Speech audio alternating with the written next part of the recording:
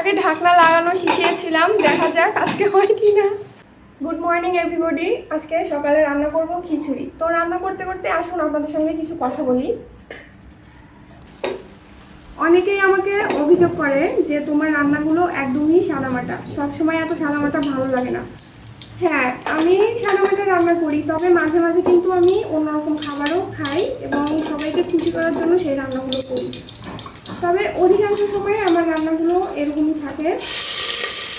আপনারা আমার ভিডিওগুলোতে লক্ষ্য করলে দেখবেন আমি খুব সাদামাটা থাকি এবং অধিকাংশ সময় এভাবেই ভিডিও করি। আমার স্কিন কিন্তু অনেক ফ্রেশ, এমনকি আমি গোসলের সময় শুধু সাবান ব্যবহার করি।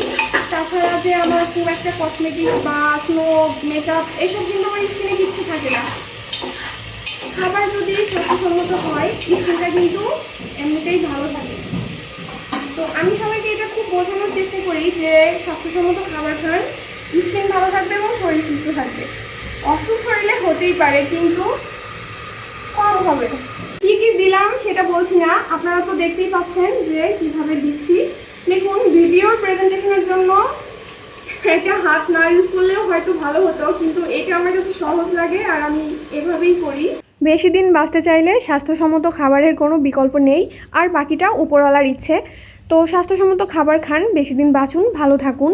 মাঝে মাঝে তিনি আমাকে রান্নার কাজে হেল্প করেন, সব কিছু গোছানো থাকলে রান্নাটা সুন্দরভাবে করে ফেলেন। আজকে দুজন মিলেই রান্নাটা করলাম। আমার মনে হয় সব মানুষের জন্য রান্না করতে পারাটা জরুরি, এমনকি ছেলে মেয়ে দুজনের উপার্জন করতে পারাটাও জরুরি। একজন করবে আরেকজন করবে না, এমনটা আমি ভাবি না। তাকে ঢাকনা লাগানো শিখিয়েছিলাম, দেখা যাক আজকে হয় কি না। ও হয়ে গেছে।